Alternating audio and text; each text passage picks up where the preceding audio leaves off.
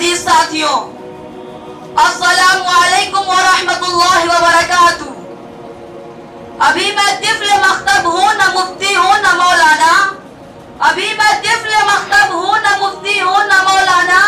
सदाएं दिल में गूंज रही है, सुना दूं हक का परवाना। सामाईन इकराम, आज के उस पुरफित्न दौर में जिस तरीके से हमारा मुआशरा और घराना जिंदगी गुजार रहा है, गोया कि ये अमल कुरान मजीद की बताई गई आयत के मुताबिक हो रहा है। अल्लाह ताला फरमाता है, वल अस्र, कसम है जमाने की, इन्नल इंसान लफी खुस्र, बेशक सारे की सारे इंसान खसारे में है। इल्लल्लज़ीना आमनू व अमिलुस सालिहात, मगर वो लोग जो ईमान लाए, नेक अमल किए। ईमान लाने का ताल्लुक हुकूकुल्लाह से है और नेक अमल का ताल्लुक हुकूकुल इबाद से है। अब हमें यह ख्याल करना चाहिए कि हमारा पड़ोसी कैसी जिंदगी गुजार रहा है। कहीं ऐसा तो नहीं कि बेबसी, लाचारी और गुर्बत की वजह से वो अपने बच्चों को तालीमी मैदान से दूर किया हुआ है।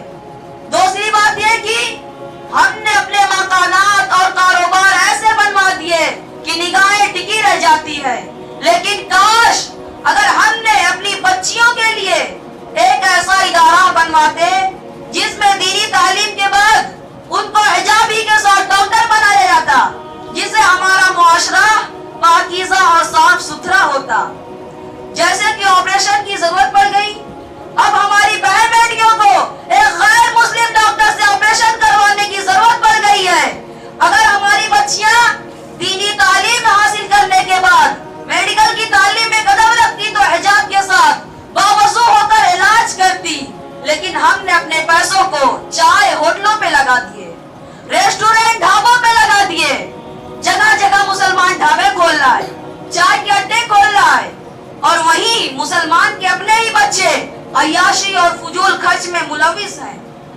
अगर हम सब इन सारी चीजों पर यकसुई से सोचेंगे तो हमें एहसास होगा बातिल हमें ईमान से दूर नहीं कर रहा है, बल्कि हम खुद अपने अमाल की वजह से हो रहे हैं।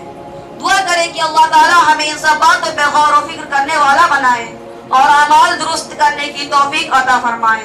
आमीन। वमा अलैना इल्लल बलाग।